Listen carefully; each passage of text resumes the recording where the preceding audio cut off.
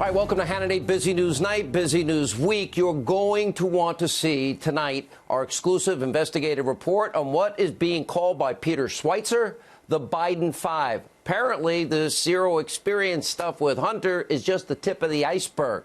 So wait until you hear this exclusive report.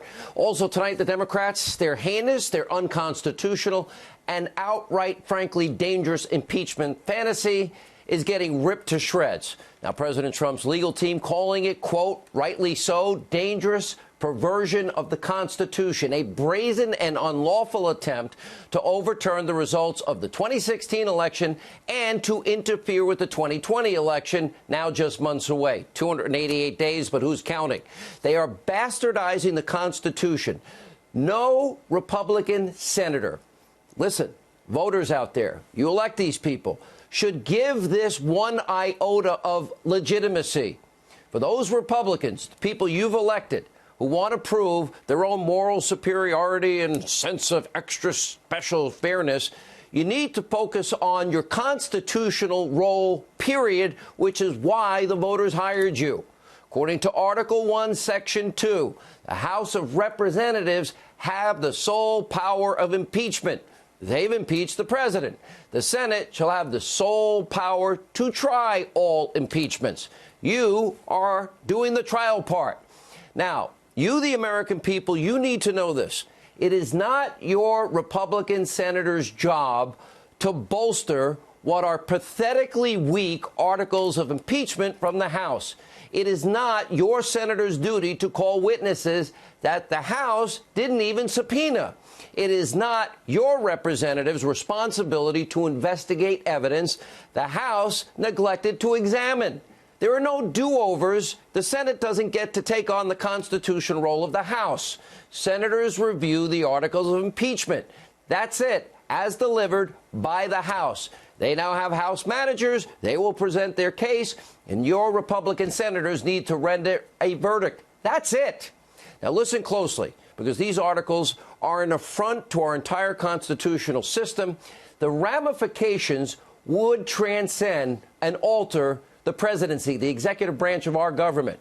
Tomorrow morning, you have the most radical Trump-hating members of the House of Representatives will present these pathetic, weak arguments to the U.S. Senate. Their case consists of two insidious articles. The first accusing the president of an impeachable offense, a crime that doesn't exist, a vague, general, catch-all charge they call abuse of power. The president's legal team rightly is calling this nebulous concept constitutionally defective. That's the tip of the iceberg. They wrote, quote, it supplants the framers' standard of bribery, high crimes, misdemeanors, with a made-up theory, unconstitutional, that the president can be impeached and removed from office under these various and undefined standard of, well, some abuse of power. What is that? There's no crime. And while the sheer basis is unconstitutional, so is the accusation. Democrats, they want America to believe two things. One, based on rumors, speculation, hearsay, opinion witnesses, hearsay witnesses, contradictory testimony. They claim the president coerced the country of Ukraine into investigating quid pro quo Joe and investigating Ukraine's election interference. Now, keep in mind, the country never agreed to open any investigation. They never agreed. They didn't even know the money was being held back a little bit. The U.S. aid was paid out in full ahead of schedule. And guess what? There were 5 separate high-level meetings after the call. Not one time was aid ever brought up, even with the vice president being there. The president never mentioned aid in the call. The only thing the president mentioned in the call was, hey, I'm getting worried. You're surrounding yourself with some of the same corrupt people as your predecessor. Not a good idea. The president, in his mind, obviously was worried about corruption. Rightly so, and giving money to a country that has been corrupt. Ukrainian government denied any coercion from the get-go. Zelensky has said it numerous times. The foreign minister has said it numerous times. Now, the second thing Democrats, they want the country to believe is that somehow it's illegal for a president of the United States to investigate a potential crime committed by Joe Biden and his son Hunter. Now, apparently Democrats think quid pro quo Joe is totally immune from any past illicit behavior. And then his zero-experience son, Hunter, making millions from a corrupt Ukrainian energy company while his father oversees U.S.-Ukraine policy. What, we, the American people, can any of you out watching the show tonight, or any of your friends, or anybody you know, you think you're going to get paid millions of dollars from any company if you have zero experience? I don't think so. And we're just supposed to accept that's okay? You're not getting the billion? Really?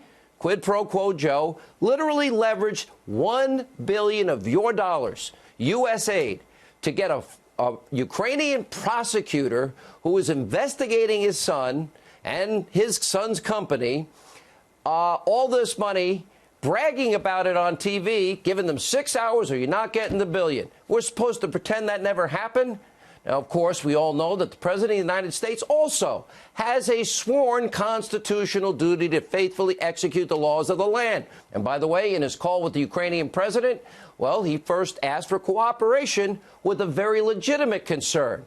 Do us, not me, do us, your country and my country, a favor. Ukrainian collusion in the 2016 election. By the way, as documented in a January 11th, 2017 Politico investigative report. Foreign election interference is, after all, and has been for 3 years, a concern. By the way, this is separate and apart. We all agree Russia interfered. By the way, if we had listened to Devin Nunes in 2014, maybe Biden and Obama would have done something to stop it. This is separate and apart. Yes, the Russians interfered, but according to a Ukraine court and according to Politico, so did the Ukrainians. Later in the call, the president raised legitimate concerns about the Biden sketchy behavior, at that point on tape, in the country of Ukraine.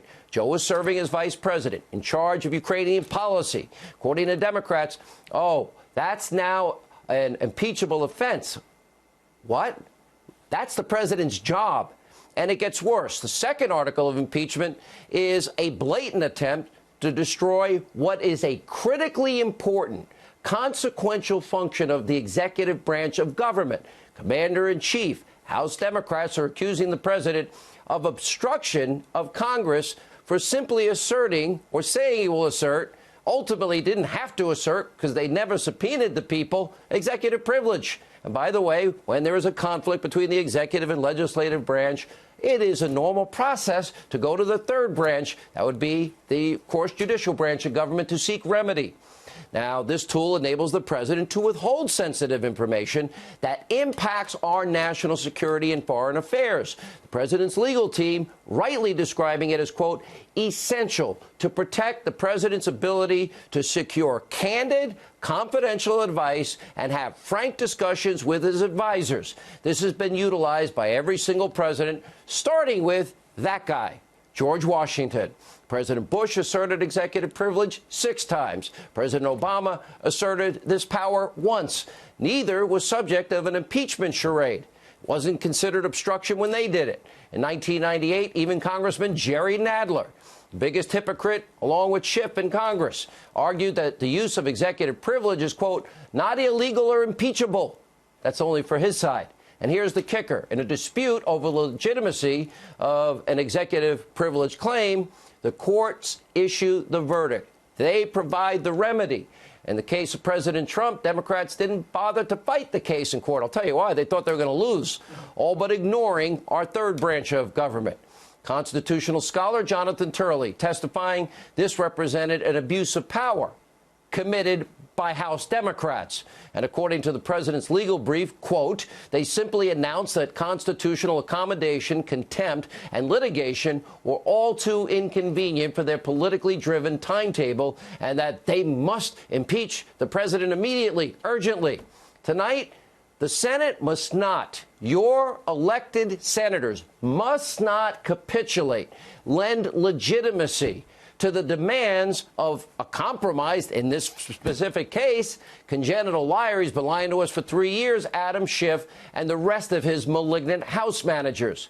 That's because this is a baseless impeachment. It has been politically motivated with a hunt from the very beginning.